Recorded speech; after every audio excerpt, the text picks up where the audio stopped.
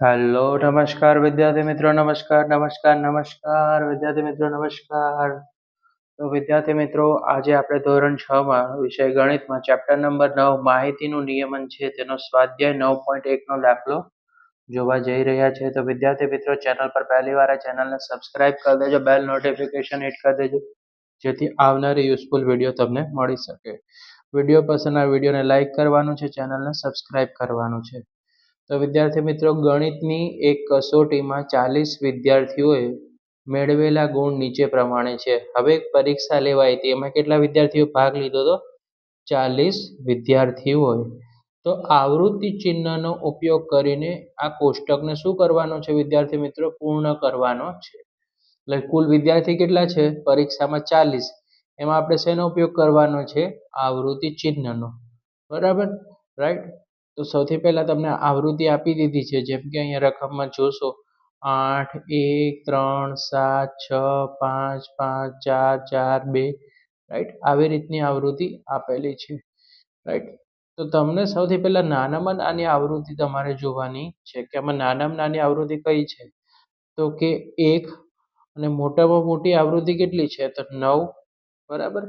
એટલે આપણને ખબર પડી ગઈ કે એ 40 વિદ્યાર્થીઓ છે એના ગુણ કઈ રીતે હશે? 1 થી 9 ની અંદર મેળવેલા હશે ગુણ, રાઈટ. પછી તમારે શું કરવાનું છે કે પ્રશ્ન નંબર 1 પર તરફ જશું કે કેટલા વિદ્યાર્થીઓ 7 કે તેથી વધુ ગુણ મેળવ્યા હશે. ઓકે. તો સૌથી પહેલા આપણે આવૃત્તિ ચિહ્ન પર કામ કરીશું કે સૌથી પહેલા 1 ગુણ.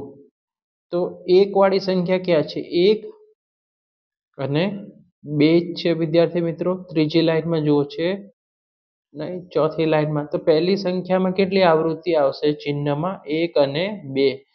તો વિદ્યાર્થીઓની સંખ્યા 2 છે.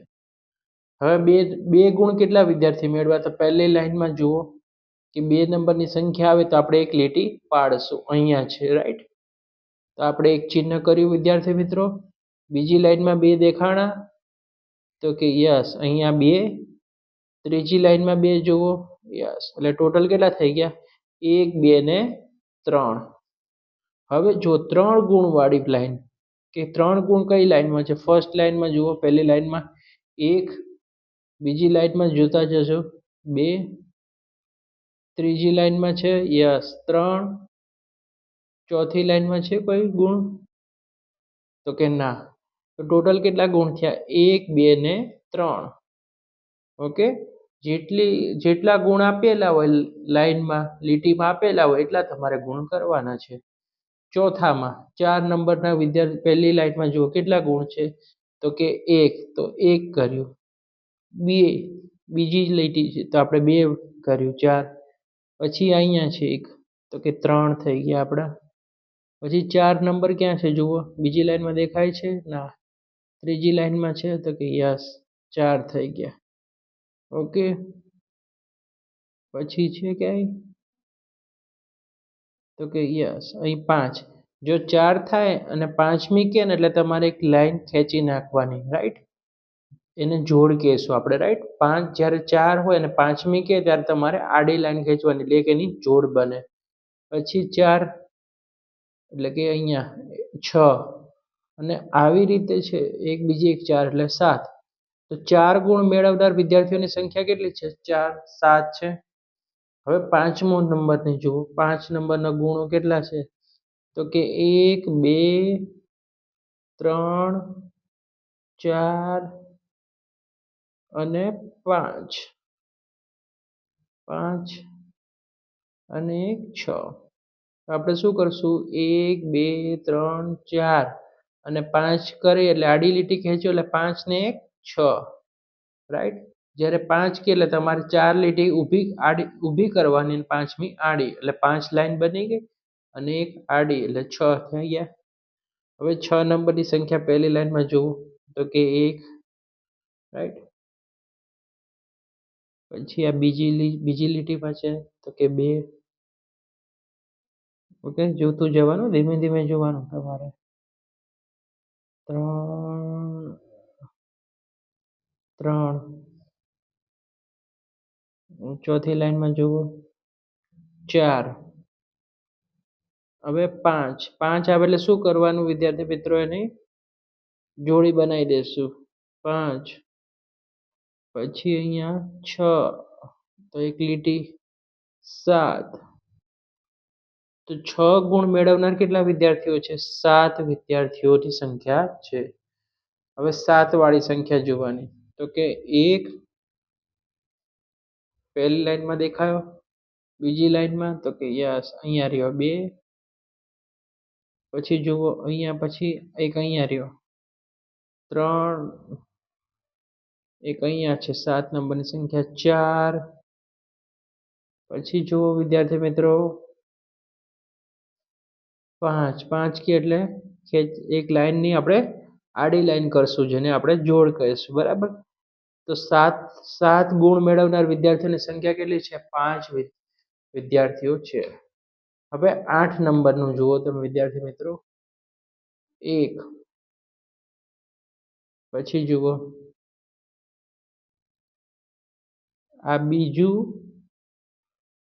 2, પછી આ 3 અને એક અહીંયા છે 8, 3 ને 1 4. ઓકે, 5 જે ચોથી લાઈનમાં એકેય નથી એટલે 8 ગુણ મેળવનાર વિદ્યાર્થીઓની સંખ્યા કેટલી છે? 4 છે. હવે 9 નંબરની વારી આપણે કે 9 ગુણ કેટલા વિદ્યાર્થી મેળવ્યા છે? પહેલી લાઈનમાં છે તો કે 9, બીજી લાઈનમાં છે તો કે આપણે એક લીટી કરીશું, પછી જોતું જવાનું ધીમે ધીમે ધીમે, બરાબર? Right, okay. બીજી લાઈનમાં દેખાય છે વિદ્યાર્થી મિત્રો તો કે યસ, ત્રીજી લાઈનમાં એક સંખ્યા મળી એટલે આપણે એક લીટી ખેંચવાની 2, પછી એક છે આ 3, એક અહીંયા ત્રીજી લાઈનમાં 3. Okay, right. તો વિદ્યાર્થીઓની સંખ્યા તમે જોશો તો કેટલી થઈ ગઈ હશે? 40 થઈ ગઈ હોય. જો 2 ને 3 5, 5 ને 3 8, 8 ને 7 15, 15 ને 6 21, 21 ને 7 28, 28 ને 5 33, 33 ને 4 37 ને 3 40, બરાબર? ઓકે, એટલે આ ને આ ટોટલ તમારું સાચું થવું જરૂરી છે. જે તમને 40 વિદ્યાર્થી આપ્યા છે ને કુલ પણ વિદ્યાર્થીઓની સંખ્યા 40 થાય છે. ઓકે, હવે તમે પ્રશ્ન તરફ જશું કે કેટલા વિદ્યાર્થીઓ 7 કે તેથી વધુ ગુણ મેળવ્યા છે? તો 7 કે તેથી વધુ ગુણ મેળવનાર વિદ્યાર્થીઓની સંખ્યા કેટલી છે? તો હવે જુઓ 7 કે તેથી વિદ્યાર્થીઓને મેળવનાર સંખ્યા તો 7માનું ટોટલ કેટલું? 5, 8માનું ટોટલ કેટલું છે? 4 વિદ્યાર્થીઓ અને 9 ગુણ કેટલા મેળવ્યા છે? 3. તો પહેલાનો આન્સર આવશે, શું આવશે વિદ્યાર્થી મિત્રો? તો કે કુલ 12 વિદ્યાર્થીઓએ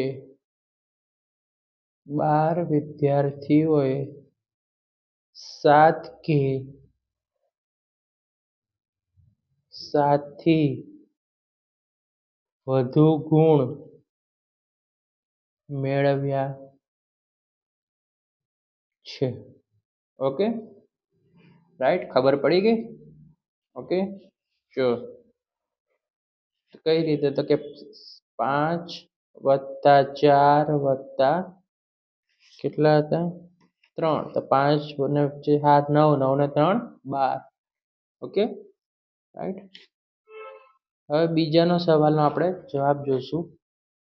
4 કે તેથી ઓછા ગુણ કેટલા વિદ્યાર્થીઓ મેળવ્યા છે? 4 કે તેથી ઓછા ગુણ તો 3 નંબરના જો 2 3 ને આ જો 2 2 ને 3 5, 5 ને 3 8, કારણ કે 4 થી ઓછા ગુણ મેળવનાર કેટલા વિદ્યાર્થીઓ છે?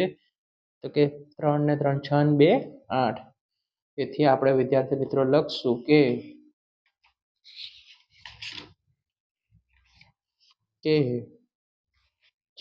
કુલ 8 વિદ્યાર્થીઓએ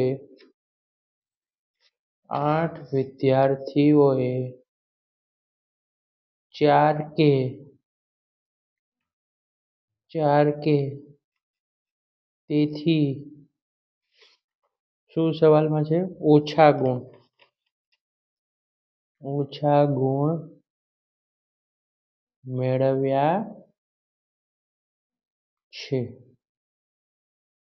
ઓકે વિદ્યાર્થી મિત્રો, 4 કે તેથી ઓછા ગુણ મેળવ્યા છે. તો આ હતો દાખલા નંબર પહેલાનું સોલ્યુશન. બરાબર વિદ્યાર્થી મિત્રો, આપણે બીજા અને ત્રીજાનું આપણે એક એક દાખલાનું સોલ્યુશન લાવશું, જેથી તમને આસાનીથી ખબર પડે અને આસાનીથી વિડીયો તમે સર્ચ કરો તો તમને મળી જાય. ઓકે, તેથી વિડીયો પસંદ આવે તો વિડીયોને લાઈક કરવાનું છે, ચેનલને સબસ્ક્રાઈબ કરવાનું છે.